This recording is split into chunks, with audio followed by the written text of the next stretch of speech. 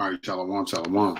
Call Lime La, Allahina wa Yahweh, Ba'ashem Yahushai, Ba'ashem Harakakadash. I want to give double honors to the apostles of Great Millstone who will teach well, and a hearty Shalom to the hopeful elect. All right, it's your brother Karatas. I'm back with another lesson, and I'm doing a response to what Apostle Gabar had did. He did a lesson, a very edifying lesson, on his response to the flea doctrine. Yes, this came out a couple of weeks ago, but I just listened to it the other day, and the Lord put the spirit on me to do a response to it, right? So with the flea doctrine, they speak on individuals that are promoted, or they speak on not promoting Yahweh Shema Shai, right? But other than that, are in accord and are also with that, they speak on fleeing to another country, Africa in one case, right? But the apostle, he pointed out through the scriptures that you see on the left-hand side of the screen here, that destruction is going to be throughout the four corners of the globe. So if you flee to another country, it still doesn't matter, right? The Lord can still reach you. The Lord can still touch you, right? The Lord can send anything over that way to touch you if you are meant to be destroyed. But nonetheless, right, there's no point in fleeing America, all right? America is going to be destroyed, and those that the Lord wants to be delivered out of Babylon by way of Yahushua is going to be delivered, right? So the flea doctrine has nothing to do with salvation, right? It doesn't even promote salvation. It promotes fear, all right? So nonetheless, I got a few scriptures. I'm going to speak on being in position of deliverance, all right? And then there were scriptures in the book of Acts where the apostles were put in the position of deliverance, right? And they were delivered. And we're going to be put in positions of deliverance. That's how you have to look at it, right? When you go through some trials and tribulations, especially for this truth, look at it as being put in a position of deliverance. You're in a position to be delivered. And the deliverer, his name is Yahweh Shai, he's going to deliver you. So let me look up this. I'll look up the definition for deliverance, okay? It says the action of being rescued or set free, right? And the scriptures that we're going to read, that's in the book of Acts, the apostles were set free and or rescued. They were delivered, right? And we're going to be delivered in the time of the MOTB, the hour of temptation that's coming up. And those that stand stiffly for the Lord will not be forsaken, right? So, again, deliverance is the action of being rescued or delivered, and we're going to be delivered from Yahweh by Yahweh Salaki. We're going to be delivered from the temptation, the evil, the destruction, the pestilence, the famine. All right, and we're going to be delivered by Yahweh, but we have to be in the position to be delivered. All right, we're going to have to be going through some trials and tribulations. Right, so let me start off with the scriptures in this.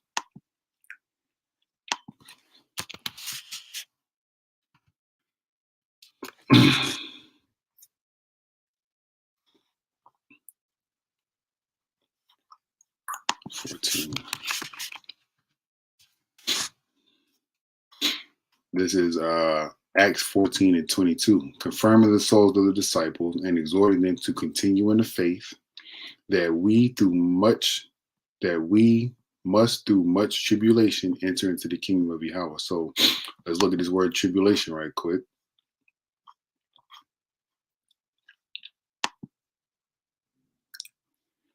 All right, it's diphilus, right? And it says a pressing together, pressure, metaphor, oppression, affliction, tribulation, distress, and straits.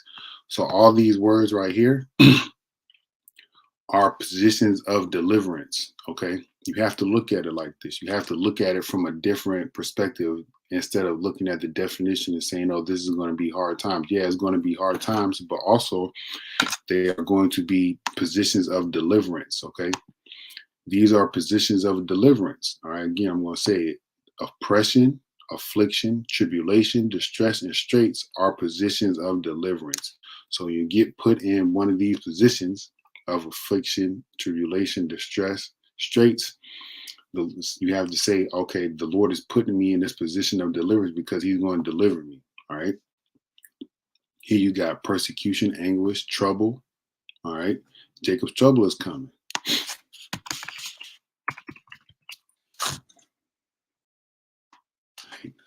Right, man.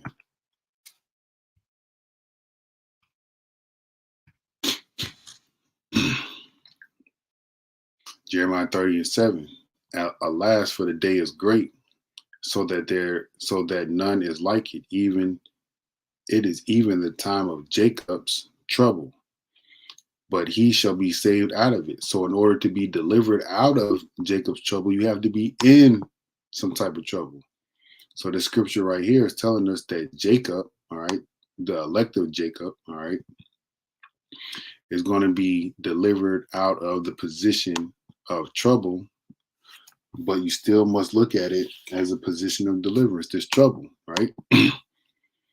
So the word right here for trouble is tazara'ah. Tazara'ah, right?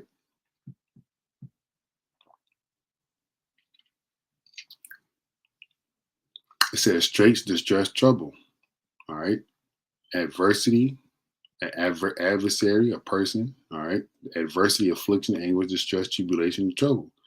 Same thing that was in Acts 14:22 right here. Same thing. It says tightness. Just like in Acts 14:22, we went to the word tribulation. It said pressure, right? Tightness, pressure, tightness coincide with each other. Okay. But again, look at it as a position of deliverance, not a position of trouble, right? And deliverance again, liberation, releasing, freeing, rescue, deliver, discharge, ransom, all right? Ransom, redemption, salvation. All right, salvation is very important. All right, let's see this. Preservation or deliverance from harm, ruin, or loss. And that's what's going to happen when you look at tribulation from a different point of view. Look at tribulation from a position of deliverance, because that's what it's going to be. All right, so let me get some scriptures in regards to positions of deliverance that the Lord has put his men in, right?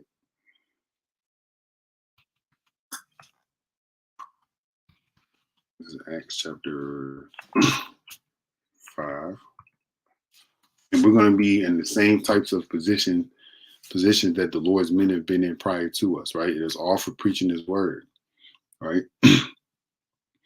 It says, then the high priest rose up, and all they that were with him, which is the sect of the Sadducees, and were filled with indignation. Because if you read prior to this, I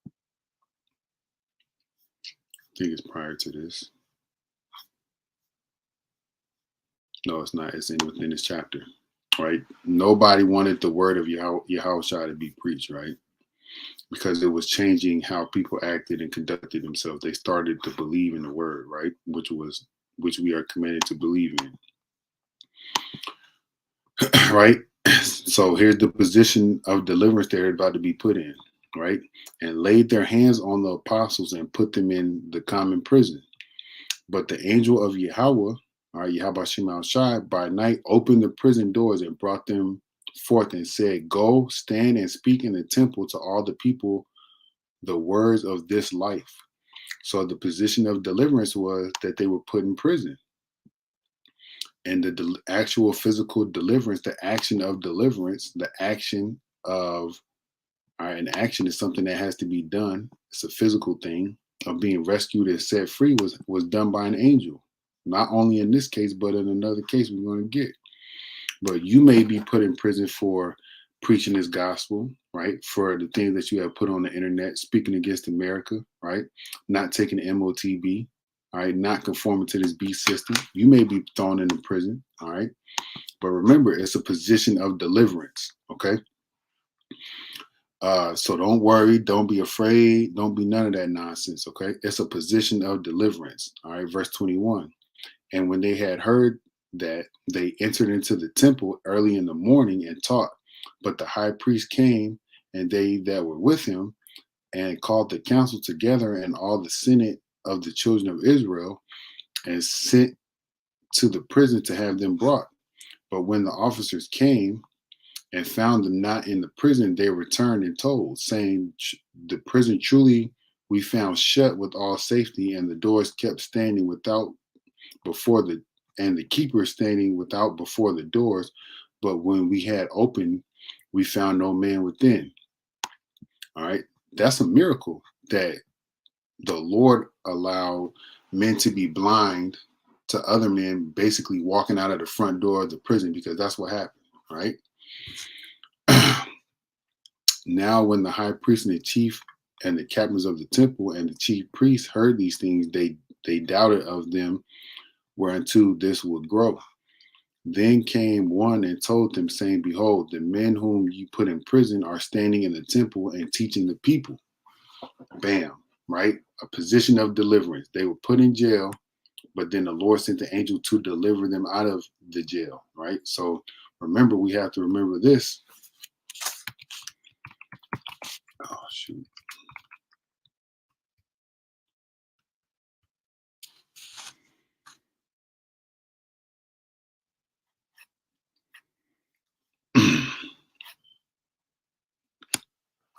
This is Matthew 28:18. And Yahushua came and spake unto them, saying, All power is given unto me in heaven and in earth. All right, so let's look at this word power.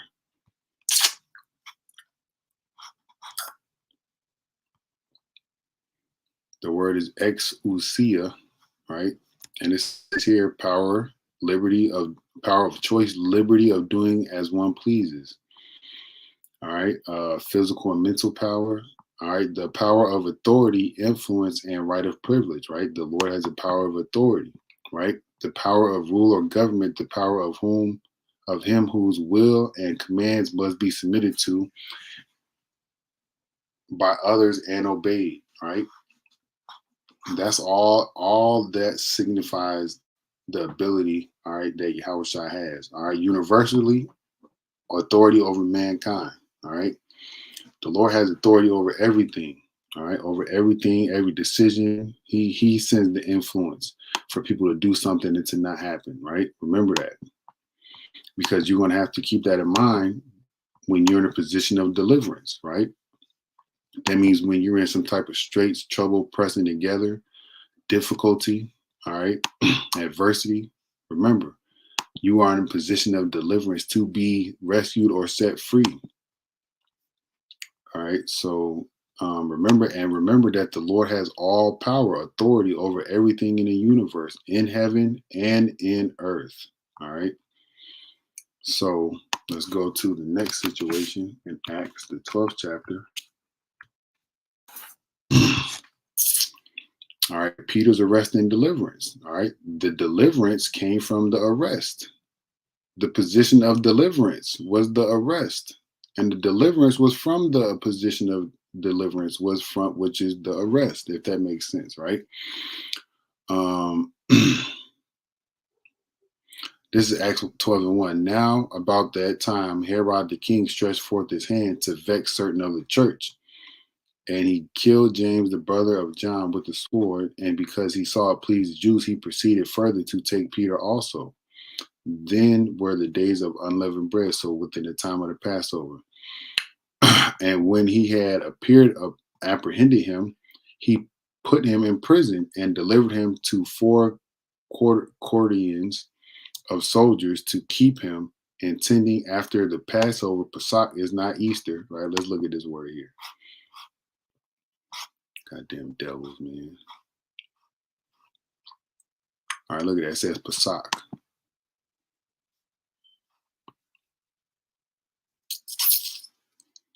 Right here. It's telling you what the Pesach is right here. All right. Passover.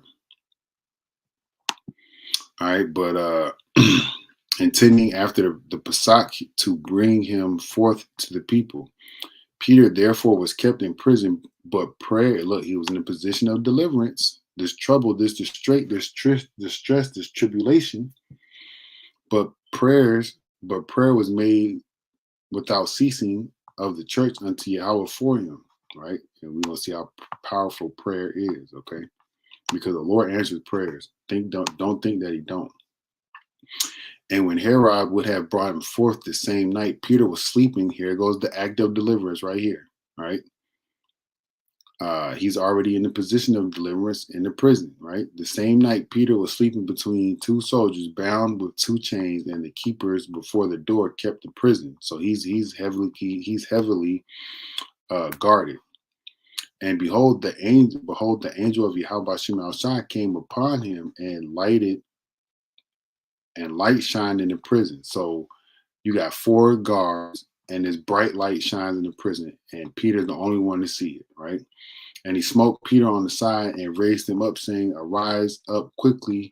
And his chains fell off his hand. All right, bam. You got a man talking to another man, noises being made, a light shining, a shining bright light is happening from the essence of the angel, and loud chains are clinging, hitting the floor. And you telling me that these four guards could not hear none of this, right? Right? Because, well, the keepers at the door, it didn't say how many, but I'm going to assume it's two more, right? They didn't hear any of this. This is part of the deliverance and the specifics of a miracle that's going to happen on our behalf, right? It says, and the angel said unto him, Gird thyself and bind on thy sandals. And so he did. And he saith unto him, Cast thy garment about thee and follow me. Do not think that there was not noise going on, especially amongst the conversation and the clothes being put on and the movement, right? Remember that the Lord, he probably put these people in a deep sleep, right? But nonetheless, remember the Lord Yahweh Shem Al Shai is in control. It says, and he went out and followed him and wist not that it was true, which was done by the angel, but thought he saw a vision.